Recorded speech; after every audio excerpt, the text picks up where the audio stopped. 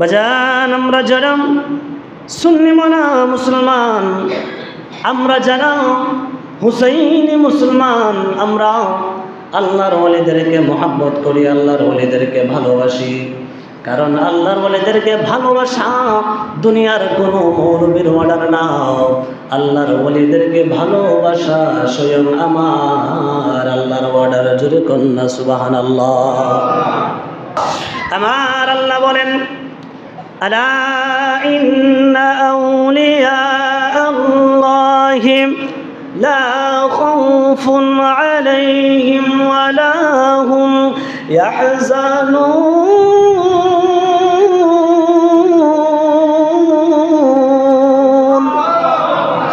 আল্লাহ রাব্বুল আলামিন বললেন, ও দুনিয়ার মানুষ শুনে নাও, শুনে নাও, আলা সাবধান, ইন্না নিশ্চয় আউলিয়া আল্লাহ, যারা আমার বন্ধু হয়ে যায়, যারা আমার আউলিয়া হয়ে যায়, লা খাউফুন আলাইহিম, তাদের কোনো ভয় নাই, ওয়ালা হুম ইয়াহজানুন, তাদের কোনো চিন্তা নাই। জোরে কন্যা সুবহানাল্লাহ।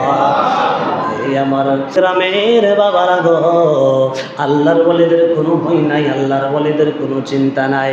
বাজান আমার আল্লাহ সূরা ফাতিহার মধ্যে আমার আল্লাহ একটা আয়াত কারিমা নাযিল করেছেন। যারা সূরাটা পড়েন আমরা সবাই আমার সাথে সাথে পড়েন আলহামদুলিল্লাহি রাব্বিল আলামিন আর রহমানির রহিম মালিকি ইয়াউমিদ্দিন ইয়্যাকা না'বুদু ওয়া ইয়্যাকা নাস্তাঈন ইহদিনাস সিরাতাল মুস্তাকিম সিরাতাল লাযীনা আন'আমতা আলাইহিম গায়রিল মাগদুবি আলাইহিম ওয়ালাদ-দাল্লিন। জোরে জোরে কন্যা সুবহানাল্লাহ। আমার আল্লাহ আয়াতের সূরার ভিতরে একটা আয়াত কারিমা নাযিল করেছেন। আমার আল্লাহ বলেন, ইহদিনাস সিরাতাল মুস্তাকিম। আমার আল্লাহ বলেন, তোমরা সঠিক সোজা সরল পথে চলো। সিরাতাল্লাযীনা আন'আমতা আলাইহিম, যেই পথে আমার প্রিয়জন গেছে চলি, যেই পথে আমার ওলিগণ গিয়েছে, যেই পথে আমার সাহাবায়ে কেরাম গিয়েছে, যেই পথে ইমামগণ গিয়েছে, যেই পথে আল্লাহর রাসূলগণ গিয়েছে। ইহদিনাস সিরাতাল মুস্তাকিম, ওই পথটাই হলো আল্লাহর ওলিদের পথ, ওই পথটাই হলো বাবা শাহজালালের পথ। জোরে কন্যা সুবহানাল্লাহ। এই পথটা কার পথ? বাবা শাহজালালের পথ। এই পথটা বাবা শাহ ফরহানের পথ। এই পথটা আল্লাহর ওলিদের পথ। আল্লাহ বুঝাতে চেয়েছেন, ইহদিনাস সিরাতাল মুস্তাকিম, ওই পথে চলো যেই পথে আমার প্রিয়জন গেছে চলি। আর ওলি শব্দের অর্থই হচ্ছে প্রিয় বন্ধু। জোরে কন্যা সুবহানাল্লাহ। এই আয়াত দ্বারা আল্লাহ বুঝেছেন, যেই পথে আমার প্রিয়জন চলে গিয়েছে, যেই পথে আল্লাহর ওলিগণ চলে গিয়েছে, তোমরা ওই পথে এবং মতে চলো। জোরে কোন সুবহানাল্লাহ। আমার আল্লাহ রাব্বুল আলামিন বলেন, দুনিয়ার মানুষ, ও দুনিয়ার মানুষ, ওরে দুনিয়ার মানুষ, তোমরা শুনে নাও, আমার বন্ধুরা যদি কোনো কিছু চাই, আমার ওলি যারা হয়ে যায়, আমার বন্ধু যারা হয়ে যায়, তারা যদি আমি আল্লাহর কাছে কোনো কিছু চাই, আমি আল্লাহর কাছে কোনো কিছু চাইলে আমি আল্লাহ তাদেরকে খালি হাতে ফিরাই না। জোরে কন্যা সুবহানাল্লাহ। যদি তারা আমার কাছে কোনো কিছু চায়, আমি তাদেরকে খালি হাতে ফিরাই না। বাজান আল্লাহর ওলিদের ঘটনা, আল্লাহর ওলিদেরকে ভালোবাসা আমার আল্লাহর অর্ডার। আল্লাহর ওলিরা এমনি এমনি আল্লাহর ওলি হয়ে যায় না। প্রত্যেকটা আল্লাহর ওলির জীবনের ঘটনার মধ্যে পড়লে বোঝা যায়, প্রত্যেকটা আল্লাহর ওলি এমনি এমনি আল্লাহর ওলি হয়ে যায় নাই। তারা কোনোদিন নামাজ ছাড়ে নাই, রোজা ছাড়ে নাই, হজ ছাড়ে নাই, যাকাত ছাড়ে নাই, তারা কোনোদিন মিথ্যা কথা বলে নাই, তারা কোনোদিন সুদ খাই নাই, ঘুষ খাই নাই। আল্লাহর ওলি যারা হয়ে গিয়েছে, নিজের জীবনকে ফানাফিল্লা করে দিয়েছে। বাজান বলতে পারেন, সাধারণ একটা মানুষকে আল্লাহওয়ালা হওয়া যাবে? হ্যাঁ, সাধারণ একটা মানুষ আল্লাহর ওলি হতে পারবে যদি আপনি আল্লাহর দেখানো পথে আর ইহদিনাস সিরাতাল মুস্তাকিম পথে চলতে পারেন। আপনি ইমানদার হয়ে যাবেন, আর ইমানদাররাই হলো আল্লাহর বন্ধু, আল্লাহর ওলি। জোরে কন্যা সুবহানাল্লাহ। একজন আল্লাহর ওলির নাম ছিল হযরতে বায়জিদ বুস্তামি। নাম শুনছেন? হযরতে বাইজিদ বুস্তামি, যে আল্লাহর ওয়ালি, তার মার দুয়ার কারণে আল্লাহর ওয়ালি হয়েছে। বাইজিদ বুস্তামি এমন একজন আল্লাহর ওয়ালি ছিলেন, এমন একজন আল্লাহওয়ালা, এমন একজন আল্লাহর বন্ধু ছিলেন রে বাবা। বাইজিদ বুস্তামি যখন ওনার মার পেটের গর্ভের মধ্যে আসলেন, বাইজিদ বুস্তামি মায়ের গর্ভে আসার পরে ওনার মা বাবা কিছুদিন পরে ইন্তিকাল করলেন। ছেলে গর্ভের মধ্যে ওনার আব্বা জান ইন্তিকাল করলেন। বাজান বাইজিদ বুস্তামির আম্মা জান, ওনার আম্মা জানের গর্ভে যখন বাইজিদ বুস্তামি আসলেন, আসার পরে 3 থেকে 4 মাস বয়সে রে বাবা ওনার আব্বা জান ইন্তেকাল করলেন। ইন্তেকাল করার পরে মা বড় টেনশনে পড়ে গেলেন। আহা, মা ছেলেকে গর্ভে ধারণ করিয়া 5 ওয়াক্ত নামাজ পড়ে, রোজা রাখে, আল্লাহর জিকির করে, আল্লাহর ইবাদত করে, আল্লাহর শান দিদারে তাকে, আল্লাহর সাথে আল্লাহর প্রত্যেকটা হুকুম আহকাম পালন করে, আল্লাহর বেশি বেশি ইবাদত করে, সন্তানকে পেটের মধ্যে ধারণ করিয়া, সন্তান পেটের মধ্যে নিয়া কোরআন তেলাওয়াত করে, বাজান কোরআন তেলাওয়াত করে, আর মনে মনে চিন্তা করলেন, আহা, আমার সন্তানটা যদি দুনিয়ার মধ্যে সুন্দরভাবে আসে, আমার সন্তানটারে মাদ্রাসার মধ্যে ভর্তি করাবো। জোরে কন্যা সুবহানাল্লাহ। আমার সন্তান যদি সুন্দরভাবে দুনিয়ার মধ্যে আসে, আমার সন্তানকে মাদ্রাসায় ভর্তি করাবো, একজন আলেম বানাবো। জোরে কন্যা সুবহানাল্লাহ। বাজান আমার সন্তান যদি গর্বের মধ্যে থেকে দুনিয়ার মধ্যে সুন্দরভাবে আসে, আমি আমার সন্তানটারে আল্লাহওয়ালা বানাবো, আমি আমার সন্তানটারে আল্লাহর ওয়ালি বানাবো, আমি আমার সন্তানটারে একজন আলেম বানাবো। আহা, কত সুন্দর নিয়ত! আমাদের সমাজেও অনেক বাবারা, অনেক মারা নিয়ত করে, আমার সন্তানটা যদি দুনিয়ার মধ্যে আসে, আমার সন্তানটারে মাদ্রাসার মধ্যে ভর্তি করাবো, আমার সন্তানটারে আলেম বানাবো। করে কি করে না? জোরে কর না, করে কি করে না? আমারও আমার মা নিয়ত করছিল, আমার সন্তান যদি দুনিয়ায় আসে, আমার সন্তানকে আলেম বানাবো। বাজান উনার মা বাইজিদ বুস্তামির আম্মা জান সন্তান পেটের মধ্যে আইয়া কোরআন তেলাওয়াত করে, নামাজ পড়ে, রোজা রাখে, আল্লাহর ইবাদতের মধ্যে কাটাতেন, সব কিছু আল্লাহর ইবাদতের মধ্যে কাটাতেন। উনি নিয়ত করলেন, আহা, উনি নিয়ত করলেন, আমার সন্তানটা যদি দুনিয়ার মধ্যে আসে, আমি আলেম বানাবো, আমার সন্তানটারে হাফেজ বানাবো। যেই নিয়ত সেই কাজ। বাইজিদ বুস্তামি দুনিয়ার মধ্যে আসলেন। আসার পরে ওনার বয়স যখন 7 বছর, ওনার আম্মা জান নিয়ত করলেন, আহা, মনে মনে ভাবলেন, আমার সন্তান তো মোটামুটি 7 বছর বয়স হয়েছে, আমার সন্তানটারে মাদ্রাসার মধ্যে দিয়ে আসবো, আমার সন্তানটারে আলেম বানানোর জন্য একটা মাদ্রাসার মধ্যে পাঠাবো। ওনার আম্মা জান একটা মাদ্রাসার মধ্যে নিয়ে গেলেন। মাদ্রাসার মধ্যে নিয়ে হুজুরকে ডাকলেন, ডাক দিয়ে বলেন, হুজুর, আমার সন্তানটারে আপনি একটা আলেম বানিয়ে দিবেন, আমার সন্তানটারে একটা হাফেজ বানিয়ে দিবেন, আমার সন্তানটারে আল্লাহওয়ালা বানিয়ে দিবেন, আমার সন্তানটারে আল্লাহর ওয়ালি বানিয়ে দিবেন। আমি মা দোয়া করে দিয়ে গেলাম, তবে হুজুর একটা শর্ত আছে, যতদিন পর্যন্ত আমার সন্তান আল্লাহর ওয়ালি আর আলেম না হবে, ততক্ষণ পর্যন্ত আমার বাইজিদের আপনি ছুটি দিয়ে বাড়িতে পাঠাতে পারবেন না। জোরে কন্যা সুবহানাল্লাহ। কারা হলো মা? আমার সন্তান যদি আলেম না হতে পারে, আমার সন্তানকে বাড়িতে পাঠাবেন না, আর আলেম হাফেজ না হয়ে যেন আমার ছেলে বাড়িতে না যায়। আমি যতদিন পর্যন্ত আমার বাইজিদ আল্লাহর ওয়ালি আর আলেম না হবে, ততদিন পর্যন্ত আমি আমার বাইজিদের মুখ দেখবো না। জোরে কন্যা সুবহানাল্লাহ। বাইজিদ বুস্তামি রহমাতুল্লাহি আলাইহি মাদ্রাসার মধ্যে পাঠালেন। মাদ্রাসার মধ্যে পাঠানোর পরে উনার আম্মা জান বলে দিয়ে আসলেন, হুজুর, আমার সন্তান যতদিন পর্যন্ত আলেম না হবে, আমার সন্তান যতদিন পর্যন্ত হাফেজ না হবে, ততদিন পর্যন্ত আমার বাইজিদরে আপনি বাড়িতে মধ্যে পাঠাতে পারবেন না, আমার বাইজিদরে আপনি ছুটি দিতে পারবেন না। যেই কাজ, যেই কথা সেই কাজ। বাইজিদ বুস্তামির হুজুরে ওনাকে অ্যাকসেপ্ট করলেন, গ্রহণ করলেন, মাদ্রাসার মধ্যে পড়াশোনা শুরু করলেন। একদিন, 2 দিন, 3 দিন পার হয়ে যায়, 1 মাস, 2 মাস, 3 মাস পার হয়ে গেল। অনেক মাস পার হয়ে যাওয়ার পরে বাইজিদ ছোট মানুষ মনে মনে ভাবলেন, আহা, আমার মাকে দেখার জন্য বড় মনে চাই, আমার মাকে দেখার জন্য আমি বাড়িতে যাব। বাইজিদ বুস্তামি হুজুরের কাছে গিয়ে বললেন, হুজুর আমাকে একটু ছুটি দেন, আমি বাড়ির মধ্যে যাব। বাইজিদ বুস্তামি হুজুরের কাছে গিয়ে বললেন, হুজুর আমাকে একটু ছুটি দেন, আমি আমার আম্মা জানকে দেখার জন্য যাব।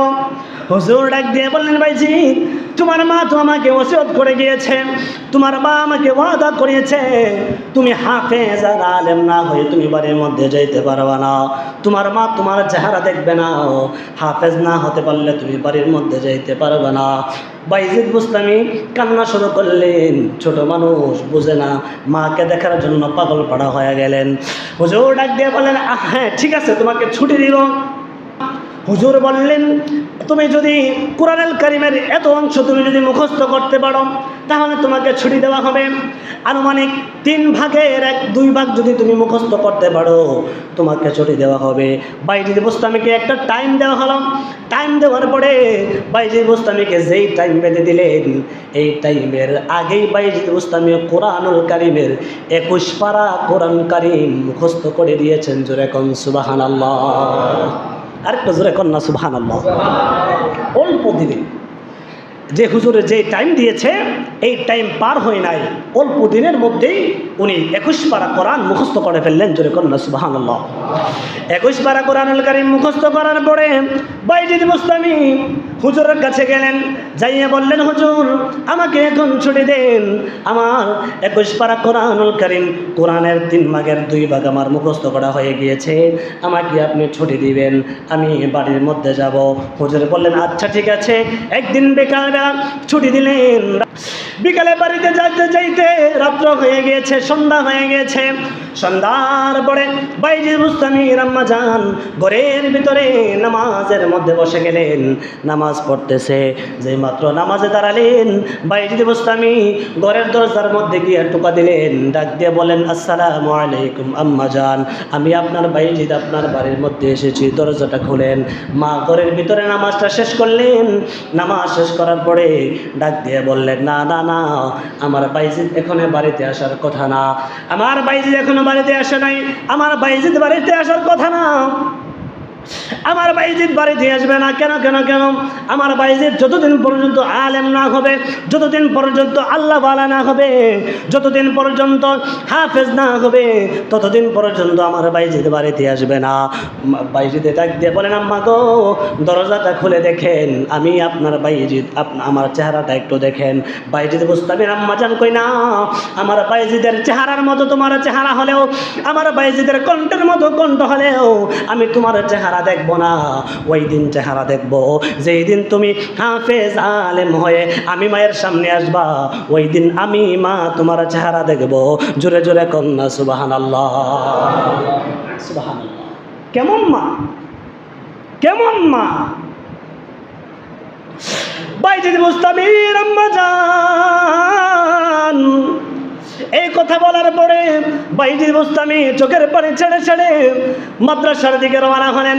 আর মনে মনে নিয়ত করলেন, আল্লাহ, ও আল্লাহ, আমি ততদিন পর্যন্ত বাড়ির মধ্যে আসবো না, যতদিন পর্যন্ত আলেম না হব ততদিন পর্যন্ত বাড়ির মধ্যে আসবো না। মাদ্রাসার মধ্যে চলে গেলেন। মাদ্রাসার মধ্যে যাওয়ার পরে 1 দিন, 2 দিন, 3 দিন, 1 বছর, 2 বছর, 3 বছর পার হয়ে গেল। বছরের পর বছর পার হয়ে গেল।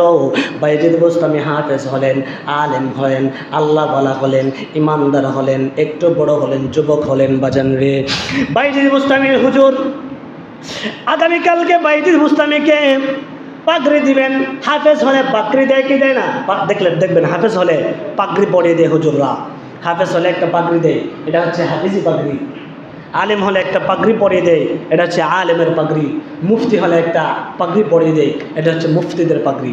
হুজুর ডাক দিয়ে বলেন, ভাইজি তুমি তো আলেম হয়েছ, তুমি তো হাফেজ হয়েছ, তোমাকে আগামীকালকে পাগড়ি প্রদান করা হবে। জোরে কন্যা সুবহানাল্লাহ। ওই যে মার কাছ থেকে আসছে আর কোনোদিন মার কাছে যায় নাই, হাফেজ হয়েছে, আলেম হয়েছে, আগামীকালকে পাগড়ি দিবে। আগামীকালকে পাগড়ি দেওয়ার কথা। বাইজিদ বুস্তামি রাত্র হয়ে গেল, একটা দিনও তাহাজ্জুদ নামাজ ছাড়ে না, একটা দিনও তাহাজ্জুদের নামাজ ছাড়ে না।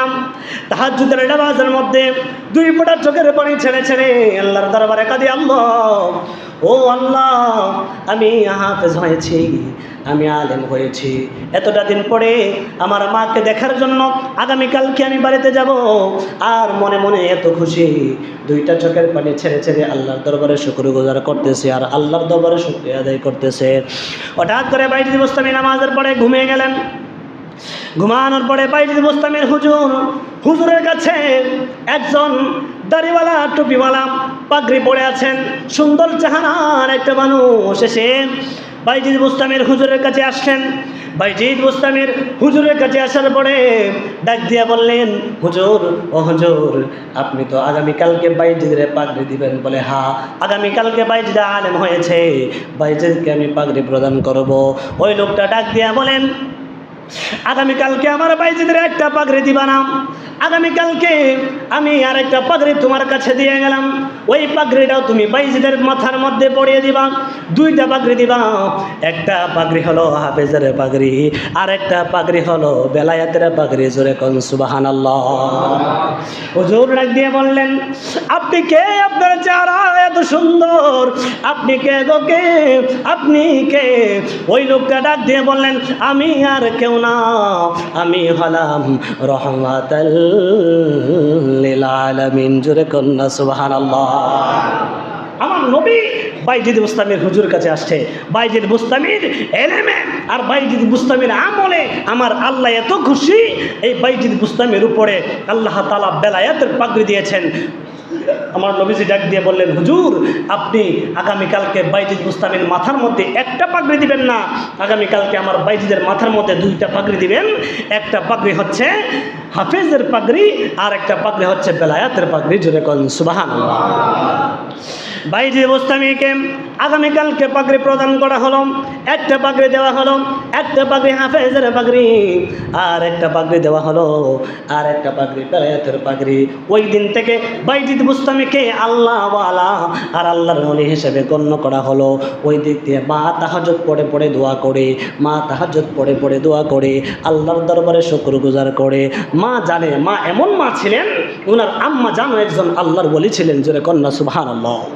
ইমানদার ছিলেন, ইমানদারের সন্তান ইমানদার হয়েছে। জোরে কন্যা আলহামদুলিল্লাহ। বাইজিদ বুস্তামির আম্মা যেমন করে নিয়ত করেছিলেন, আমার বাইজিদ যদি দুনিয়ার মধ্যে আসে আলেম বানাবো, দোয়া করেছিলেন, এই দোয়া আল্লাহর দরবারে কবুল করেছেন। এই জন্য মা বাবা যদি সন্তানের জন্য দোয়া করে, এই দোয়া কবুল হয় কি হয় না? জোরে কোন হয় কি হয় না? পৃথিবীর মধ্যে 3টা জিনিসের দিকে তাকালেই সওয়াব। আপনার কিছু পড়াও লাগবে না, কিছু করা লাগবে না, 3টা জিনিসের দিকে তাকালেই সওয়াব। 1 নাম্বার হলো মায়ের চেহারা। জোরে কোন সুবহানাল্লাহ। মায়ের চেহারার দিকে তাকালেই আমার আল্লাহ আপনার জীবনের সগীরা গুনাহগুলি ঝরে ঝরে পড়ে যাবে, আপনার আমল নামায় নফল ইবাদত হতে থাকবে। জোরে কোন সুবহানাল্লাহ। 2 নম্বর হলো আল্লাহর কাবা শরীফের দিকে তাকালেই সওয়াব। কাবা শরীফের দিকে তাকিয়ে থাকলে সওয়াব। কাবা শরীফের ছোঁয়া লাগে না, ধরা লাগে না, কিছু করা লাগবে না, তাকিয়ে থাকলে সওয়াব। 3 নম্বর হলো আল্লাহর কোরআন। আপনি কোরআন পড়তে পারেন না, সমস্যা নাই, কোরআনের দিকে তাকিয়ে থাকেন, কোরআনের দিকে তাকিয়ে থাকলেই সওয়াব। এই জন্য মা বাবার খেদমতের দরকার আছে না নাই? জোরে কোন আছে না নাই? মা বাবার কাছ থেকে সন্তান দোয়া নেওয়ার দরকার আছে না নাই? মা বাবার দোয়া থাকলে আপনি 0 থেকে হিরো হয়ে যাবেন। মা বাবার দোয়া থাকলে আপনি 0 থেকে হিরো হয়ে যাবেন।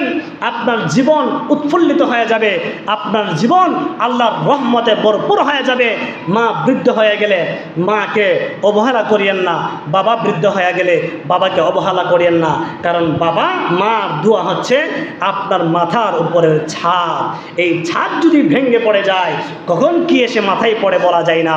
আর মা বাবার দোয়া যদি আপনার উপরে থাকে, আপনার উপর থেকে বিপদ আপদ আল্লাহ তাআলা দূর করে দিবেন। জোরে কোন সুবহানাল্লাহ।